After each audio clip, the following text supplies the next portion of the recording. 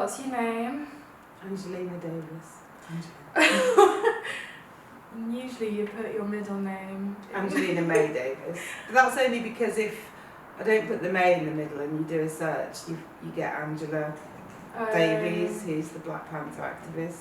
I think it's Davis, surely. But yeah. Yeah, maybe it is actually. Would you like to say how old you are? No? Yeah, 55. Is that right? Yeah, I was born in 1966. So born in 1966, and your star sign? Aries. So, okay, favourite colour? Green. And the name of your cat? Sybil. Okay, cool, that's all we need to know about that. So let's go on to the actual, like, art stuff, because we've got your name, age, cat. We know enough about her. She'll have her interview. Mm-hmm. I'm joking. Okay, so let's start from the beginning. Where did it all begin? From what? Which bit? I guess like when you were younger, like what's your earliest memory of, you know, Painting. I guess, or anything creative that you thought, I remember making stuff in school. I made things for my classmates when I was in infant school. Like what? I made them some purses out of fabric and sellotape.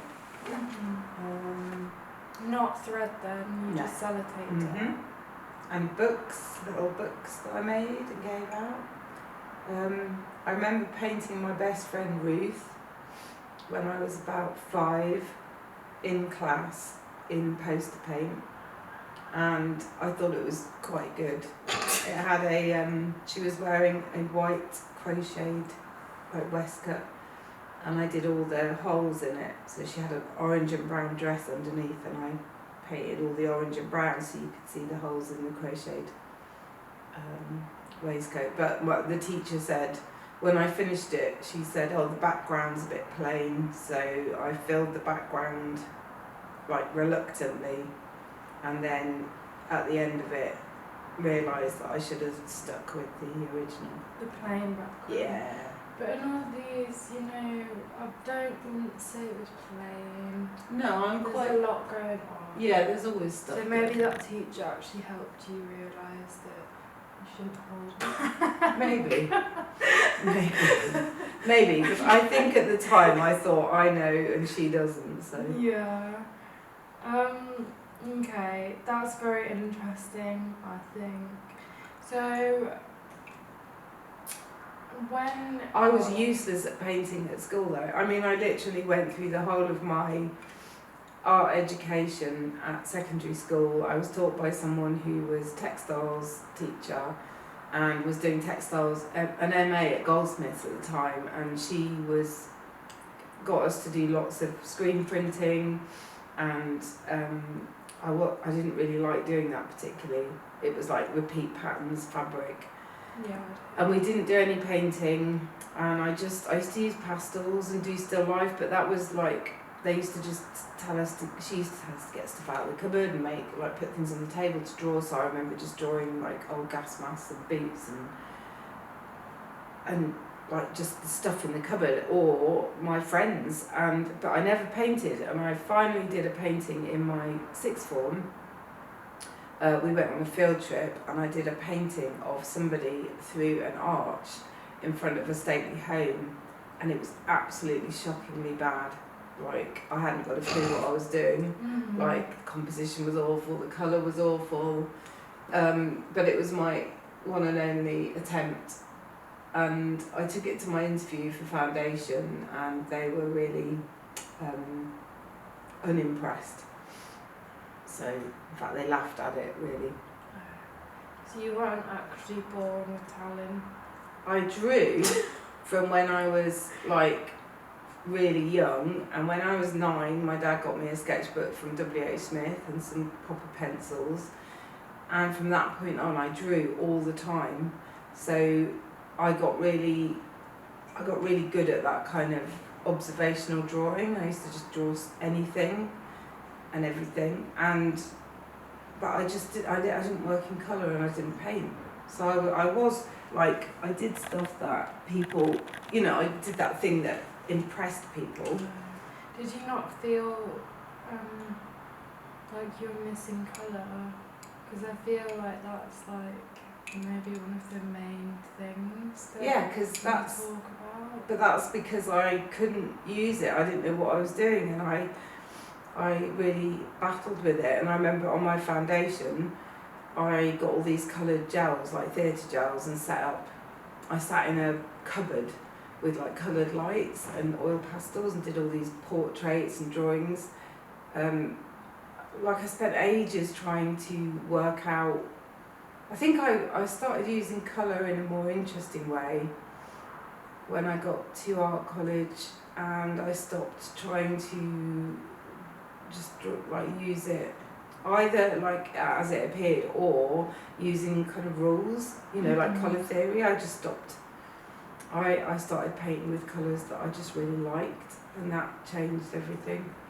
Yeah, but I feel like it's also good to know some parts of colour theory, because I remember you kind of giving me a few basics just so I could like kind of understand it a bit. Yeah, oh yeah, I mean I think... Otherwise it's just kind of like, I mean it's good to be like free and like whatever, but it gets to a point where there's nothing actually going on.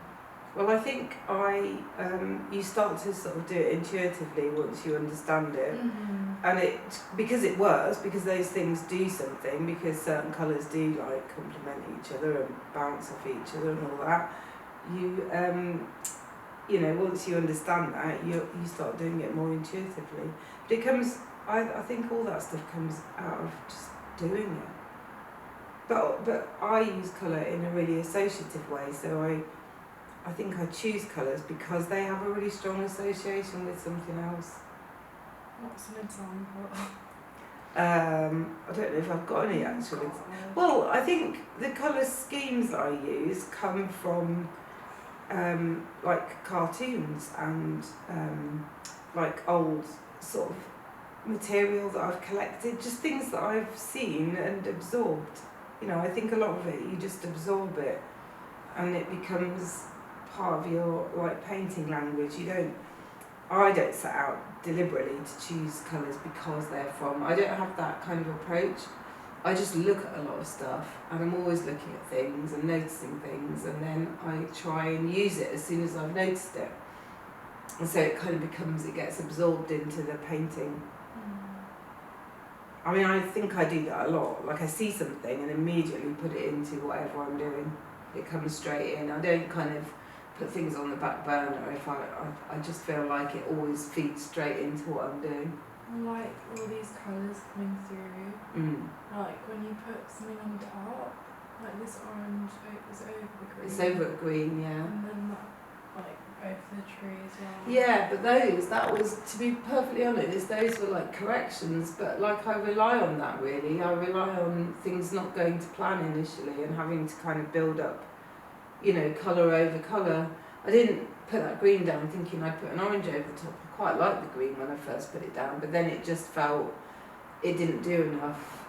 Once I started putting other colours on and adjusting things, it didn't have enough, it didn't sit back enough, or it didn't come forward, it didn't do anything.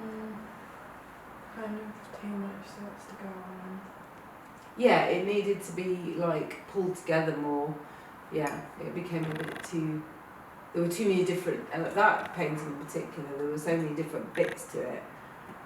Does this painting have a name? That one, yes, that's called Coming Up for Air, which is based on I got that from reading a book that someone who I work with recommended, which was a George Orwell book.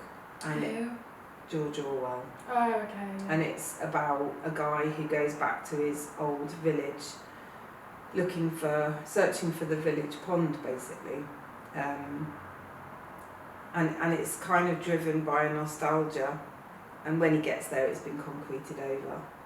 And there are other things along the way that he realises are more, I think, like he stops, gets out of the car, and a waft of smoke goes, he smells this smoke, and it brings him into the moment, and he kind of realises that's more important. It's more, I don't know. So would you say that any of your other works are like inspired by literature or films? Well, I don't know if they come direct. They don't directly. That's the one that's most directly come from something that I read. But I was reading a whole load of Evelyn Waugh and thinking about growing up in a rural setting, and the kind of, like, the fact that I read his books when I was 17, and they kind of created a real nostalgia about rural England, well, about England, but I sort of could, at the time I felt nostalgic, but rereading them I felt there was an underlying kind of sort of, they didn't sit right. There were things in them that were really difficult and problematic because of when they were written, which I didn't clock when I was 17, and it made me start thinking about how you kind of accept so much of what you're told, or that idea about received knowledge, you know, that you just take on board what people give you, and so you view the world in that way. And you know, I was kind of quite naive, I suppose, and it made me reassess that, growing up in a village, and the kind of hierarchy of class was still really obvious. You know, they used to have a village, the hunt in the middle of the village that we used to go and watch, and it just got me thinking. And I think you know, I haven't directly linked any of the paintings that I've done to those books that I was reading, but I think I see painting more as a kind of a way of, like, kind of assessing things and thinking about things in another way. Yeah, it doesn't have to be like a direct reference, but that's basically like knowledge that you have, or like experience that you've got. Yeah, and it makes you reassess things, and you start to work out what it is you're interested in and thinking about and searching for. You know, and I think the fact that all of these paintings that I've been doing are like staged and they are artificial, it was all a comment really about that idea that the English, our idea of Englishness and the English landscape, all of it is kind of constructed, and you know, so I was kind of putting things in that came from old paintings and constructing things that are very staged and sort of clearly not about the real world. You know, they're not like scenes, they're interior, and they have kind of bits that you can't quite see, and cracks and bits that are offset, and it's all that idea that things are covering things up, that a lot of what you kind of believe and think is actually, when you start looking into it, you reveal things, and things have been covered up. You know, historically, we live in a country that has kind of a history that hasn't necessarily been told in the most honest way. So I started kind of putting shrouds and curtains and things in front of, so that you always feel like there's something else going on, there's something that you're not seeing. But I think that connection between reading and painting, for me, is like there is a link, but it's not like a direct thing. It's more about those two things are kind of going on at the same time, and one might inform the other, or like painting might make me go and read something because I want to find out more, and that kind of, it emerges out of like painting, I think, because it's a very deep thinking process, but not in an obvious way, literal way. Has anyone ever said something about your work that you disagree with, or has made you kind of change what you're doing, or kind of just rile you up a bit? I think when I was at art college, no, actually, it's interesting because it's hard to get people to say what they really think. I think when you're in like an institution, that's part of what you're there for, and so, you know, I remember a couple of things. One was a guy, Howard Rogers, came into my space and was asking me what I was listening to, and then kind of said, oh, you know, you shouldn't listen to anything because it's influencing the way you're working. And I remember being quite pissed off at the time, and I was working on these giant, they were kind of, thinking about it, they were like big rooms, but like life size, so you felt like you could walk into them, so they weren't a million miles from what I'm doing now.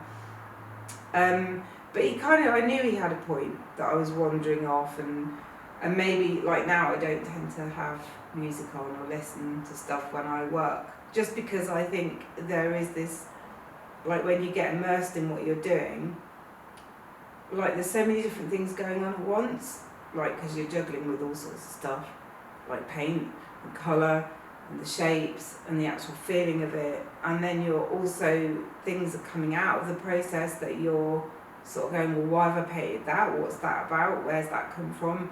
And like there's so much.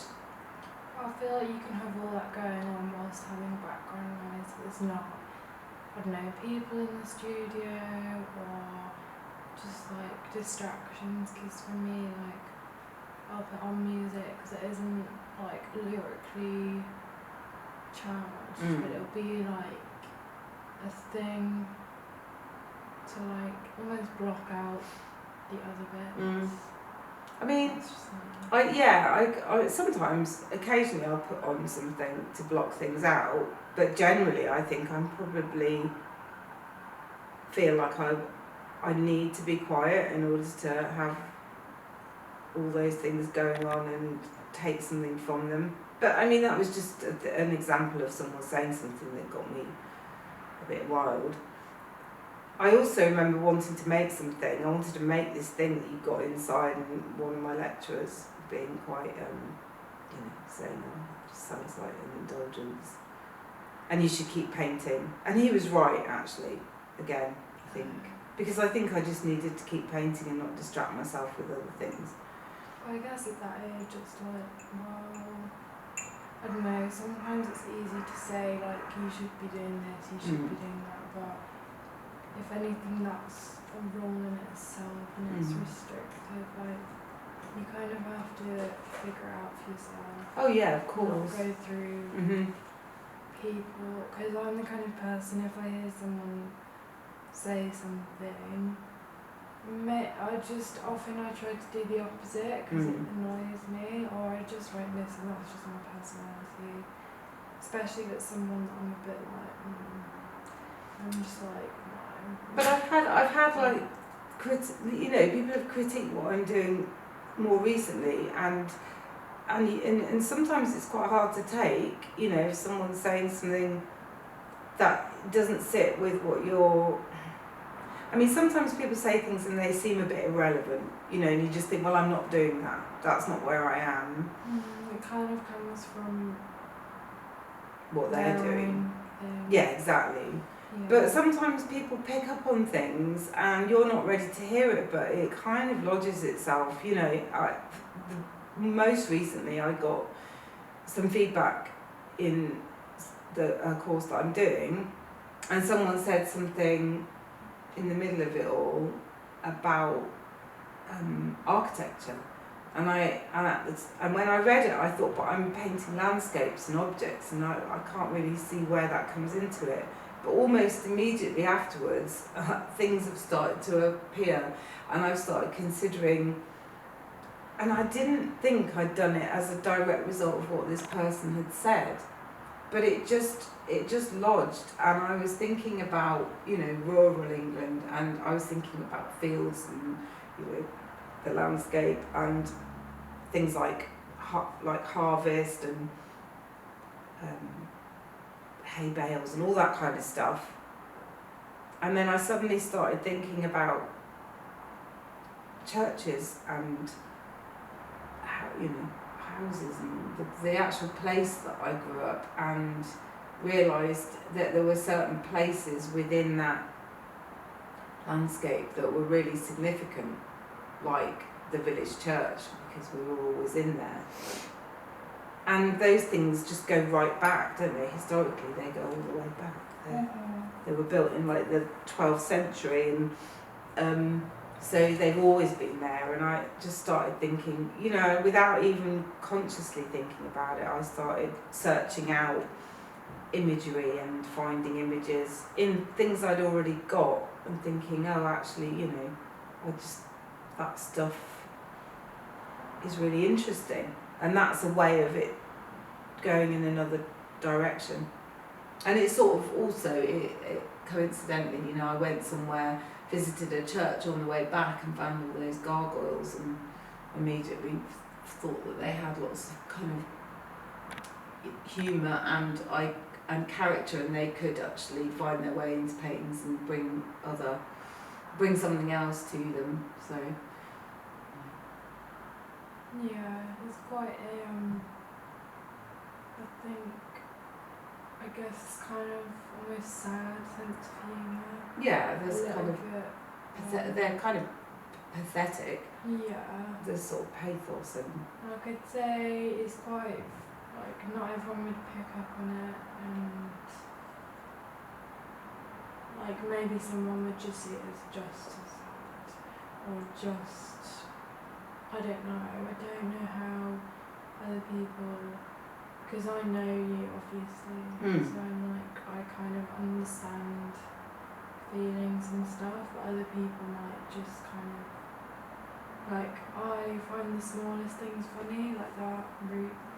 oh yeah, no, I thought that was funny as well. Oh, like shape. These, Yeah, like, and those are like things as little, well. they're like little fingers and hands, and Yeah. it's a way of getting that kind of human thing, like some humour through like gesture and oddness and ridiculous. I think the ridiculous and But it's not over the top either. It's very like, it's kind of like not trying too hard. but either. cartoons don't try too hard, do they? True. You know, you get that kind of humour in cartoons, like just some funny little gesture or the shape of something that just makes you laugh, and it's just come quite naturally through the way someone draws things. But it's funny and it's effortless, and it's kind of got character, and I suppose that's something that I want to come out in the work, you know, because I do find things funny and ridiculous, and I think there's a lot of ridiculous in English culture, and lots of pompous, silly tradition, things that I suppose they're kind of, you know, mocking.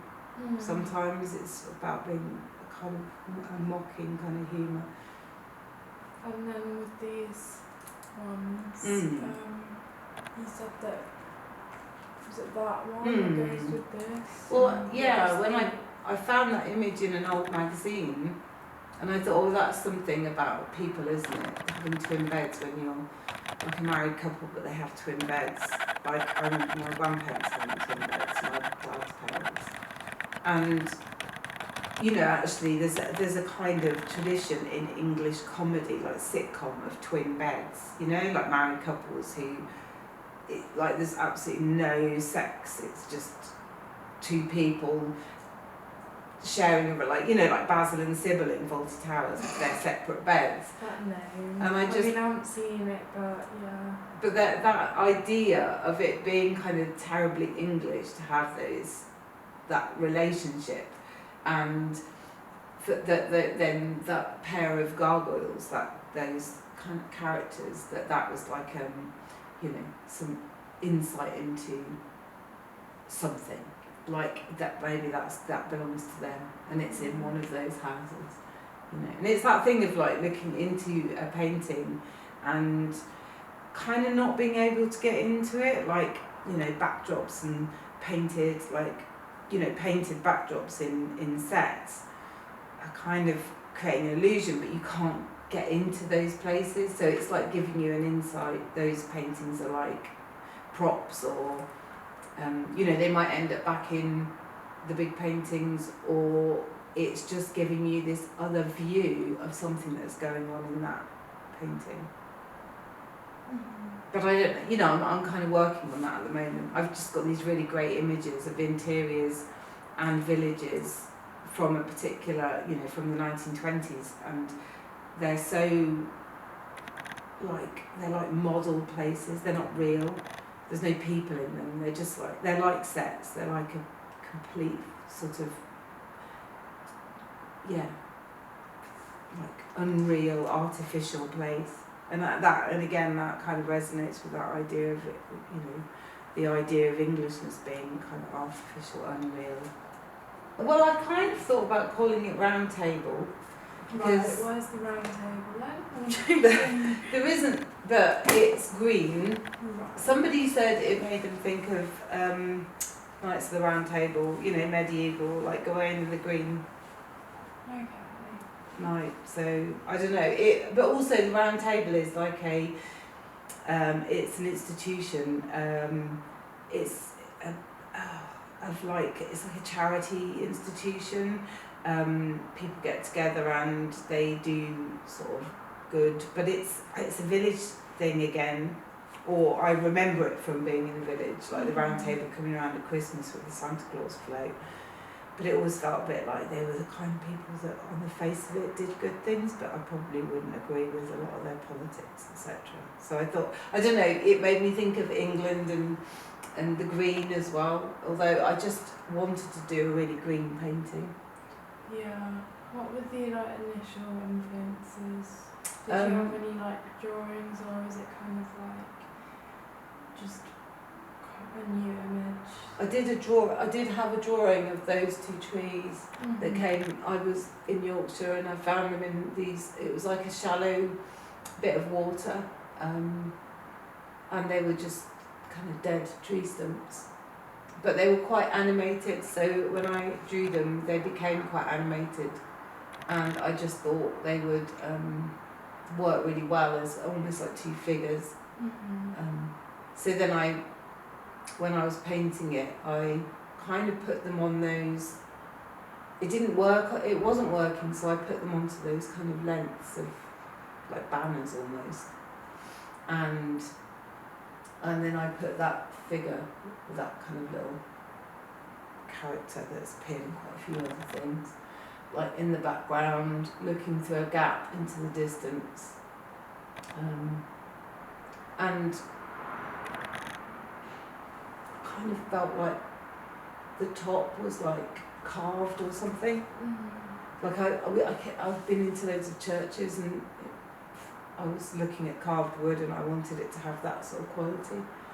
So, and that letter, I needed something on the ground there to create a bit of space going back. Yeah. So I put like a letter, a folded, well actually it's a fixed penalty charge for driving through the green Was it? zoning. Yeah, that's why. It's I like this kind of corner and that corner of there. Yeah, the corners are really important. Yeah. I think corners are super important. I always look at my paintings and if the corners don't work then I know that it's not finished. This is from finished. I don't know, what do you think? I can't decide. I'd say mostly, yeah. It's the most recent one I've done. Maybe I'm always kind of playing about with the surface a bit more, but I guess that's just because I like kind of things to be, I don't know, maybe have glossier areas, but that's just me, I don't know. I sort of felt like I kept scanning it and thinking everywhere feels okay, I like it. I didn't want to overpaint it because that happens and I get really frustrated. Sometimes that painting is just way overpainted. But I feel like even if you overpaint it, you can go back. I don't know, maybe that's again just how I work, but I just felt like maybe there were things I lost in that painting and I wanted to make a thinner painting that had kind of that thinness as well, and just there's something fresh about it and I didn't want to lose that. yeah. Because quite often I do keep going, and I feel like I would have lost things like that bit there. You know, I kind of like all that. When I look at it, I'm satisfied with that, and I think, oh, that's the kind of painting I always wish that I could do. You know, painting that feels like it's just exactly where everything should be, just the first things you put down are in the right place, rather than battling with it always. Yeah. After I left, when I left art college, I painted for about 10 years in a studio, and I got very much to the point where it was a language, and I sort of worked quite intuitively, and I worked mainly from my imagination. And then when I took the time out, when you and Hazel were little, and I came back to it in about 2008, so about sort of 9-10 years later, I felt like I sort of consciously went back to the beginning, and I went back to what I remember doing when I was at school. I went back and just drew and like painted. I did paint really tightly for a bit, but I think it was like about absorbing loads of information, and information about light and form, and you know, things that I knew I'd be able to use. So I felt like I had to sort of recharge everything, and so that I could get to a point where I could paint without any references, or with very few references, like just a drawing, and then just use the drawing as a starting point, and then see where the painting goes. And that's what I've been trying to do now for the last couple of years, really, is just use drawings rather than photographs. You have to go back to that at any point. What, like? Recharging. No, I don't think no. I think it was just having that big gap. I didn't know where to sort of come back in, and I didn't know how to paint for a bit. I'd forgotten everything. It was literally like I had to remember it all. Plus I was painting in a much smaller space, so I was painting on board, not canvas, and it was different. When you talk about painting, you're usually quite serious. Do you ever feel like you can laugh at yourself, or is it quite... I think I'm quite, like, I laugh quite a lot inside when I'm painting. Mm-hmm. I find talking about painting, it becomes serious. I guess it's quite hard to be like... Yes, but I've forgotten it. Oh. But I haven't forgotten it. It's if only it could stay like this. Which is, yeah. I kind of felt like with this one, it's a painting of two different things. Like that tree is a kind of character, and it's sort of pulling back a curtain and revealing another tree, which is painted in quite a cartoon. COVID. This is almost like a Werther's original or something. Like a sweet. Yeah. Is it? Is that what you feel like? To me. It's kind of like, I saw it like very almost like a solid thing. Oh really? Like I wouldn't say, let's just take a dip in that. I see. Yeah, well, it's very sweet and sickly. Like, it is painted, so it's supposed to be. I kind of, in my head, I almost felt like it was like Disney or something. Mm-hmm. You know, it's got that kind of like a fairy tale. Yeah. But that tree is a tree from the pond when I was a kid. And then the other side is a different kind of landscape. And those pink clouds fluffing up are from a print. And I don't know, I felt like, I think the whole painting just felt a bit like it was about looking back and sort of saying if only things didn't change, but at the same time it's sickly and it's not, I don't know, I don't really think that. Things have to change. Yeah. So it's not, and that character, that blue sort of sapling, which is me, is sort of looking back at that, maybe thinking about that idea that things maybe when you look back aren't quite as you remember them. Just thinking about how the past isn't always, that Sorry, carry on. nostalgia isn't real, is it? It's a feeling, it's an emotion, it's and you can kind of generate it, and it's used to stop people from thinking about what's bad about the present, or about how the present might have come from a past that isn't so idyllic and perfect. You can't look at it through that sort of tint, like through a filter, because actually there's a big conversation going on now about the past and about history and about how we've sort of glossed over so many things that aren't right and are having to acknowledge them. So I think, and you asked about colour before, and I think colour can be really manipulative. You can make people feel that they're looking at something nostalgic or, like sentimental, but actually you can ramp it up a bit, and it becomes over the top, too much, sickly, sort of cloying. It changes, it goes too far. So that idea of it, if only it could stay like this, is, I don't know, it's not real. I don't think that. It's mocking that idea, really. Yeah. Because it can't, and we wouldn't, it wouldn't be a good thing. So. A few years, how do you feel like, given how the world, how it is at the moment, do you feel like you've kind of noticed anything you've changed, or that you're focusing on a bit more? Oh. Because of COVID and things being, I guess, life changing because of things that you can't really have control over so much. Well, I think everyone has changed because of the last couple of years, and it maybe makes you reassess things when you. I think there was a bit more time. There was a bit of time at a certain point, like in that first lockdown, to think, maybe, and be a bit more reflective. And but I think I'm more kind of just conscious of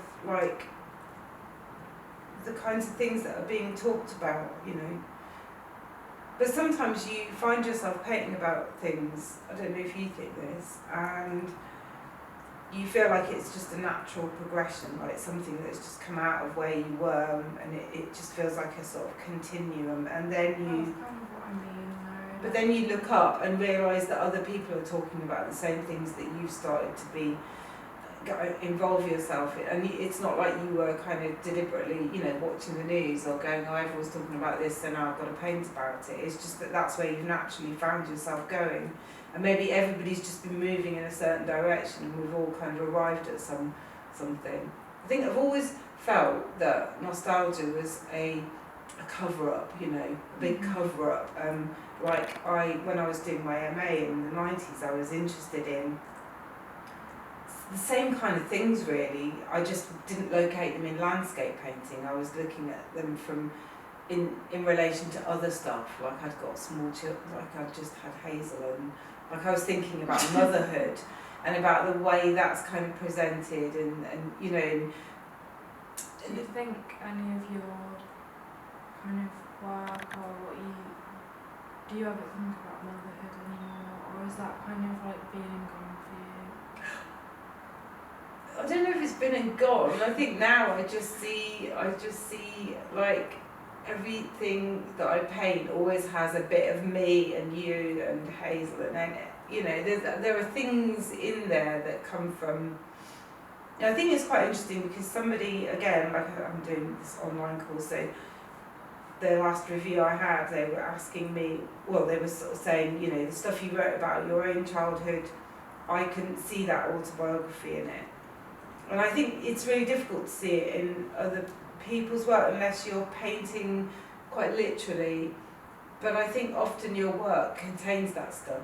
Stories and characters and things that have happened are just somehow become part of the painting, because those are part of the things that you think about, because you don't just think about history, you think about small things that have happened to you in relation to that. Like, that's what I mean when I say, I think when you're painting, you're thinking about all sorts of stuff all at the same time, and it's all part of the same, it's like a process of, it's a way of thinking about those things simultaneously. So you can think about your own life and history and culture, and you can think about films that you've watched, and you can absorb things from those films, the way they're framed or staged or whatever, and that might come into the way you depict something. And then little things like that folded letter, that was your final demand for when you and your student friends didn't pay the didn't pay a bill, and I was trying to sort out and it was like a final demand, and it became such a big thing. Like I had those letters on my table, and I kept looking at them, and also just the idea of, again, like, what does that mean in a more general way, like a final demand? Everyone knows what that is. Everyone knows, well, I say everyone, but when you live in a certain way and you don't have a lot of money and you're trying to juggle everything, there is this feeling often that you're... This annoying little thing just crawling into you. Yeah, there's always that at the back of your mind, where there's stuff that you're trying to deal with. You might be looking at some nostalgic view of the past, and then that's there, just reminding you about something else. It shouldn't be the same in the big scheme of things, but it is. But it's like, I mean, when I see that, I just see it as this annoying little, like, creature. Yeah, it's just. It shouldn't be significant in any way, but it's kind of, there. And it's kind of highlights, it's a reference to, how hard it is for some people still. Everything isn't sorted in sort of a lot of ways. That whole idea of class has never gone away, and people still struggle with money, and I don't know, I feel like, when you look at the landscape, like my childhood rural upbringing, I felt really strongly that the landscape was something in the background. You couldn't access it, it belonged to someone else. Rich farmers, it wasn't accessible. There's lots of, I don't know, there's all sorts of like references in there to all sorts of things, including being a mother. But I wouldn't necessarily say, I think, that painting is about what it is about, like, as in whatever it feels like, it looks like it's about, that's what it's about. Whatever I put into it, whatever I, kind of choose to put in as a reference to something personal or autobiographical, those things can be interpreted in other ways by someone else. Could you see them as two separate paintings at all? Those two? Because they're on two panels, so...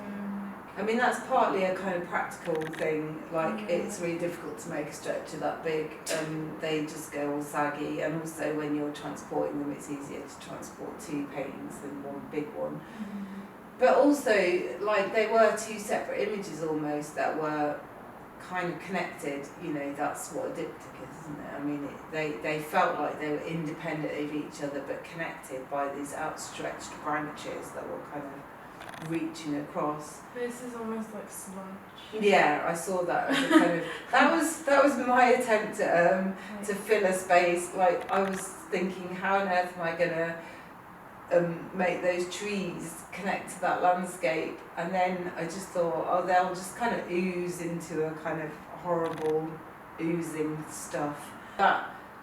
That was a way of trying to deal with, really. Like, sometimes when you're painting, get to a bit and you go, well, I don't know what's going to happen here, because there's some trees and there's some landscape, but I don't have any reference material. But that's the great thing about painting, is you can start kind of painting stuff that couldn't possibly exist. You know, it is just paint and stuff, and yeah, that's what I like about painting. You have that freedom. Do you have any painters that you feel like have similar kind of beliefs, or not beliefs, but in the way that they paint, or that you're kind of like, oh yeah, that's real painting? Well, obviously, yeah. I mean, there's the person that you don't mention, because like everyone always says that. What about Philip Guston? Yeah, like obviously Philip Guston, but anyone else? yeah. Well, actually, recently I've been looking at Stephen Campbell again, because someone suggested that might be, and I remember looking at him a lot when I was at art college, because it was in the 80s, and there is a kind of there's something about the way he paints and depicts things in entirely the way that he wants to. You know, he's not he doesn't worry about the rules of perspective or having things in the correct place. He just paints things wherever they need to be, and they're quite humorous, and they Scottish. And then I mean, you know, I like there's a whole load of kind of, I suppose, people like Paul Nash, that sort of surrealism, and Samuel Palmer. So, you know, like artists whose work is about kind of having a vision of something. You know, like you can really see it through their eyes. And Graham Sutherland, the work that, like landscapes that kind of feel alive with some other force, you know, forces. I think that's, in terms of like landscape and what the subject matter, I would say. Can't think of anyone else off the top of my head. Although I'm sure, you know, when we went to mixing it up, there were a couple of artists. Was it Daniel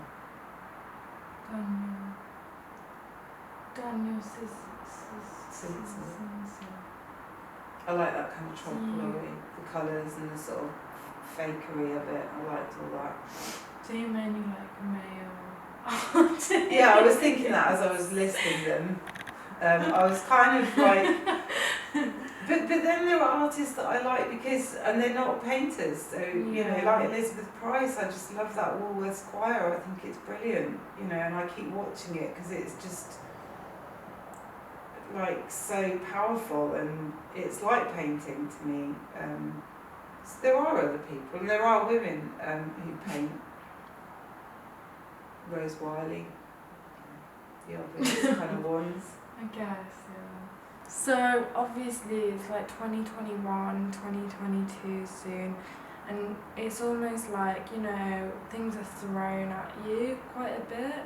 Do you feel like you're affected much by like the media, what's going on like in like culture, in more of a like, I guess not trends, but do you feel like there's ever any commentary on that you are aware of, or do you kind of try to like distance yourself? No, I think it's what I said before about that sometimes you find yourself exploring things, thinking about things quite independently as part of what feels like a natural progression in your own work, and then when you look up from it, it feels as though that's the conversation that everyone else is having as well. So whether that kind of seeps in from, you know, the media, or sometimes there's just that zeitgeist thing, isn't there? You know? Yeah. Also, zeitgeist, what is in the air. It's like the idea that there's something in the air. So I kind of feel like there's a bit of that. And also, like I said before, I feel like when I'm painting, it's a way of thinking. So I'm thinking about stuff and mulling things over and ruminating on things that maybe have come from things that I've heard or seen or been reading, and then the painting becomes a process of ruminating on that, thinking it over, and out of that comes like other questions rise out of that, and so you end up like going off and looking things up, and so it does. I mean, I don't think you can divorce yourself from culture and what's going on, but then I'm not like, I feel like you're also a product of your time, and I'm not entirely of this sort of, like screen culture. I'm not, that isn't my life. I've kind of grown up. But I feel like you kind of were at the same time, because you were around when, like, things like the screen did go off. Like, that was a big thing. So... What screen are we talking about? Way. Film? Yeah. TV? Yeah, that, but not like... But that is still the media. Yes, definitely. No, I grew up with TV and I watched... It was probably a lot more censored, but... Well, there was less of it. Yeah. There was just less of it. It was on for less hours of the day. You couldn't access things whenever you wanted. And so there was much more of a kind of feeling of like, oh, it's this time of day, this will be on. Like I watched things at 6 o'clock or at 6:30 or at 9. I had that bit when I was younger. Yeah, no, I don't think things have changed that much in some ways. But I also think, when I think about watching TV, I watched a box that I actually thought when I was a kid had things going on inside but it. So did we, and like if you think about now, that's very different to what it was like for me as a kid. So we're both living in this present age. So surely, like, it does affect you as well. Because I don't think it doesn't affect me. I wouldn't say that my childhood was like this. Or like... No, things constantly change and progress, and it's not the same as it was when you were growing up as it is now. I suppose I've had longer of that change, so there's more to take on and more to take in, and eventually, I don't know if... But I feel like there's always a way of people talking about things, like it's always like we're like, just the people, and then there's the other thing that people follow or talk about. So even like without screens and stuff, it's like before then people still found a way, like through books or there's always been a conversation about other people or other events. Like it's not... Yeah, that thing I was watching about the village, they were talking about the pub and about how, the blokes came back from work at the end of the day and went for a pint and then chewed over all the kind of events of the, like current events and current affairs. And I think people have always been interested in what's going on and had opinions about it. And there's just different kind of forms through which you are kind of receive that. But I don't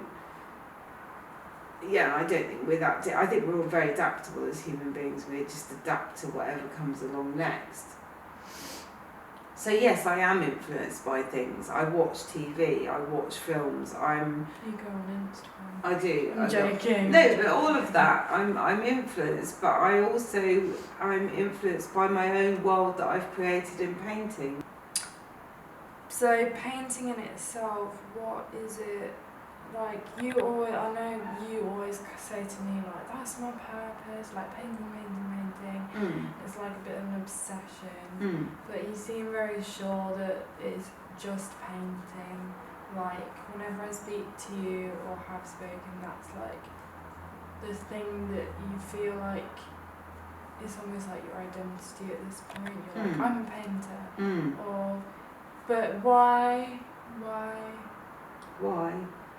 Because I've invested so much of my adult life thinking about it or doing it, and what is it that draws you in? Because I could be like, oh, I'm going to be a chef, and then, you know, just spend a lot of my time, but obviously that's, you need something that comes from within that actually, you know, is pointing you to that direction, because I don't really think I'm suddenly going to be like, I spend a lot of time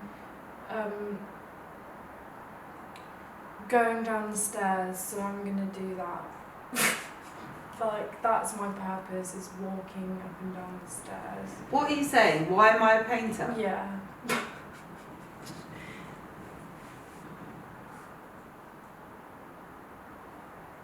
Because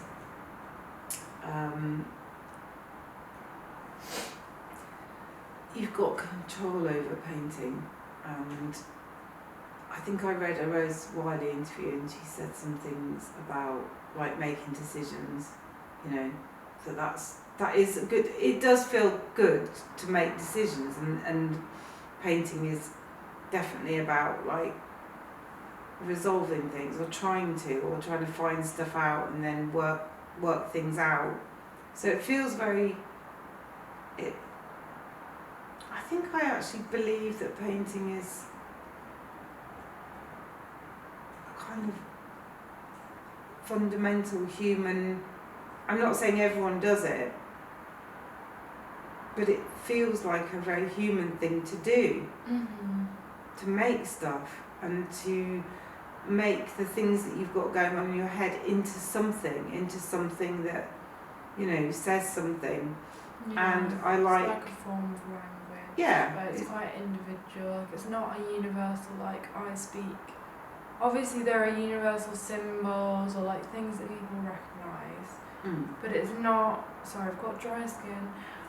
It's not like with a language, it's like A means A, unless it's like metaphorical or whatever, but like words are what they what they are. Whereas in painting, it's almost like you get a bit more freedom to express. Like, I suppose you could write creatively, but I like colour, and I like. Still restricted to those words that someone else has given you. And like, obviously you're getting paint out of a tube, and like, yeah, you're using materials that you haven't made, but at the same time, like, you're not relying on someone else's. No, you can definitely make your own rules. Yeah. And I suppose you can. I just respond in a really kind of visceral way myself to other people's painting. You know, when I see paintings that are exciting, I feel really genuinely excited. When I saw Philip Guston's paintings in the Royal Academy in whenever it was, 96 or something, I don't know, can't remember. I felt really, really excited. And the same when I saw the Francis Bacon show when I was on my foundation, and I just hadn't ever seen anything like it before, and I don't know, I don't know why I'm a painter, actually. I can't answer, no, but you know, I just feel like it's what I want to be doing. Well, and you it's always a way say like, I live by truth, like honesty and being genuine is the most important thing, blah blah blah. I feel like in a lot of ways that comes through painting, because it is very much like a material thing. You're doing it with your own physical form, with your own like bodily gestures. Like, it's all very like, I mean, obviously your mind is involved in a lot of it, but also it's very like physical to the material world. Like, I know a lot of people are going like digital and like, but at the same time, like, that's kind of some of the truth is cut away, because you're relying on almost a different universe. like a smaller world within a world. But I guess with painting, like, you framed something, but it's still a physical thing that can be destroyed, or you can set fire to it, you can rip it up. It's still very like material, but has the freedom. Again, with the whole thing like photography and stuff, it flattens it down onto like a thing that's not like. Because with sculpture, it's more like you're making an object for the world. Like painting, I guess it's an object, but it's also not. It's also, yeah, you're looking into it. It's not, like with a sculpture, you're just looking at it most of the time, or like it's kind of more like, I don't know, I feel like painting is both the physical and the non-physical, more than a lot of things. And it's trying to like bridge the gap of like two opposing things, I guess. For me anyway. Because I speak about the like transformative and how painting is that way of doing that. So you transform, you know, like a spiritual thing or not a non-physical thing that comes from, it's almost like thin air really. Like I know that our brains are physical, but we don't know why they think in this way really, or like how, I don't know, it's just a way of like bridging the gap between like our own perception and then the real world. So I feel like it is very human because we're constantly trying to like show our own view on things, or like I think you can't get away from it either. You can't get away from your own like painting. When you paint, often I feel like, oh, I've done that again, or it looks like why can't it look like something else, someone else's painting? But I always feel like what I paint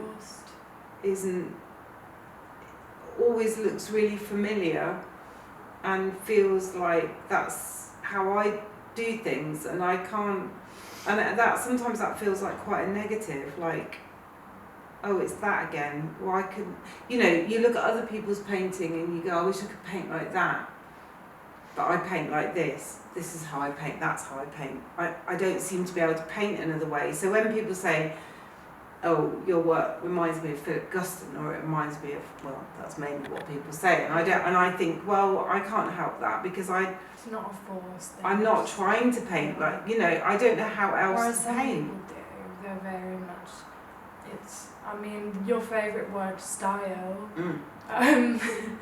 people, it's almost like their main goal is to find a style. That's almost like, well, that's not, to me anyway, that's not really finding any sort of truth. That is forcing something that you think is good enough for you, and that it's forcing you to be something that you want to be. It's like the whole like fake it till you make it, which I don't really believe in, because like I don't believe in being fake. So I think when you're a person, like what you want to see really is like authenticity and like people just being themselves. Like as soon as I come across fake paintings, there's, I mean, I kind of just, it's like, Someone's coming there. It is like you're just viewing someone else. They're very conscious of what they look like, and I feel like it's a big appearance thing more than anything. And they will, I don't know, but I just draw. I know, I just knew when I paint, I draw, and then I go, okay, I've drawn it, now what colour is it going to be? Like, that's the bottom line. I go, okay, I've got these shapes, I've got these things, how do I bring them to life? And because they're not real, because they've come from my imagination, and I haven't really got a reference, I don't have to make it look like anything other than how I want it to look, you know. What's it made of? Wood, cheese, I don't know, like... Well, there's original... Yes, whatever, anything. It can be anything. It can be food, it can be fabric. I feel like your work, and mine actually, often has like almost like food, like you can almost eat it. Well, it's definitely like stuff that has a physical, like I know what it's made of, I can feel it, it has a texture, I know how heavy it is, all of that stuff, I feel those things, rather than know them, because it's not like real. But that's how I paint, and that's because of that. Then that's how it turns out, and that's why I said about that green painting. Oh, I really like this corner because it's thin and I haven't overpainted it, because I felt like just for once I'd painted something that felt a little bit like something else, and I was excited about that because it was enough. I didn't have to keep going. It felt like it stood up already very quickly. I don't always feel like that about paintings. Often I feel like, oh, I've got to just keep going. So yeah. But you're right, truth, honesty, Oh, you're the integrity. one who preaches it. Well, I do, I can't help. Yeah, because I want, I kind of feel like they're already totally fictitious and they're made from my imagination. They've got to be based in something. So it has to be that kind of integrity of being honest. That's all I've got. Yeah. It's like, because a lot of it is kind of like looking out from within. But is there ever a point where it's kind of more like looking into from... No, that's hard to kind of get. About me as a... Yeah.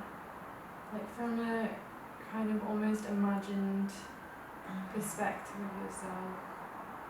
Only in outside terms of the world. characters that I portray myself as, which is that blue sapling. That just became, I don't know where it came from, I painted it.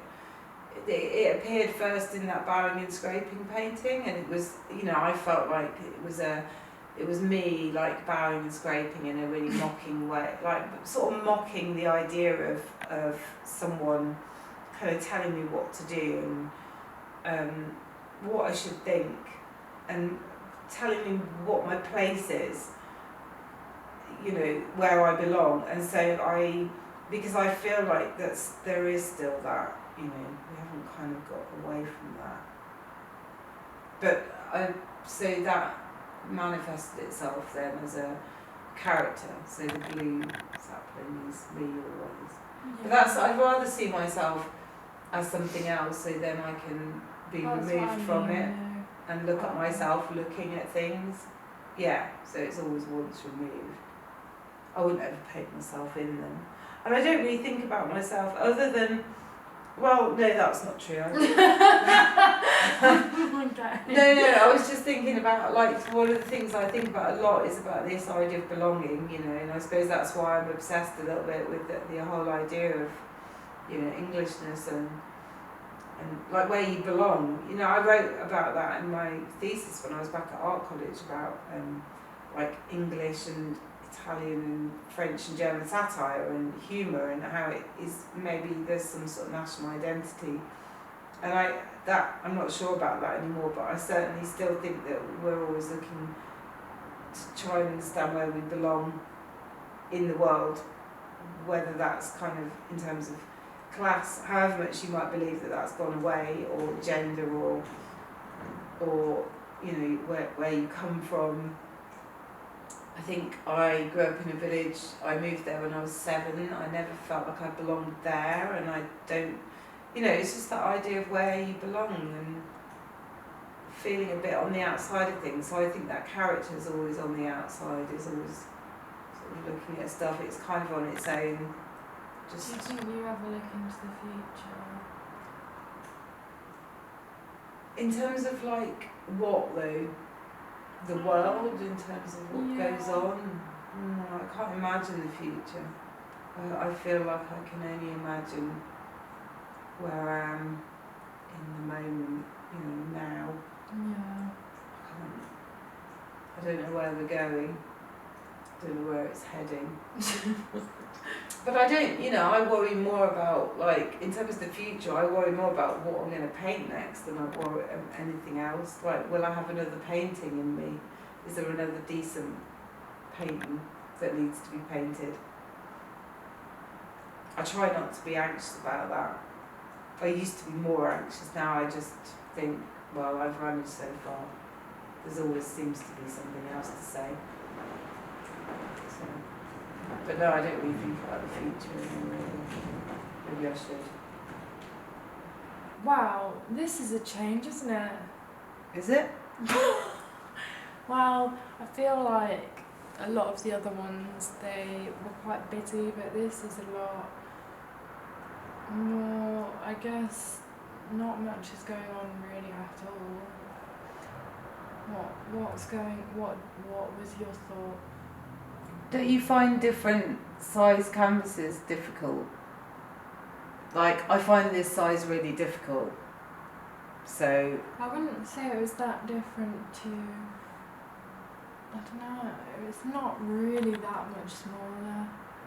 it feels a lot smaller, and I feel like I needed to empty it out because I was trying to do.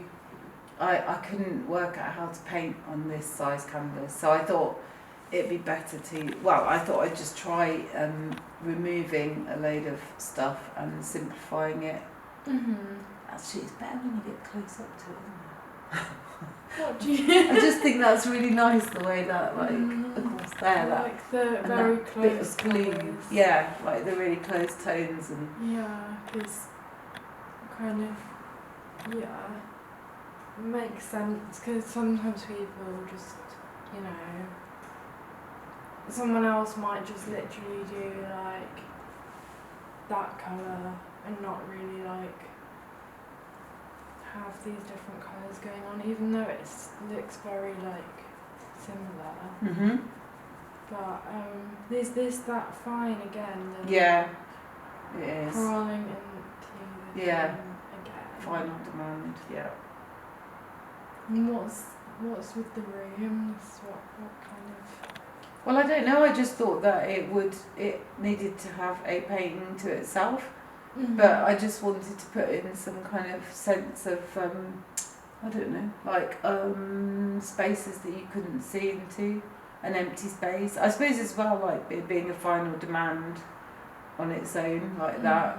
Like maybe everywhere's been emptied out.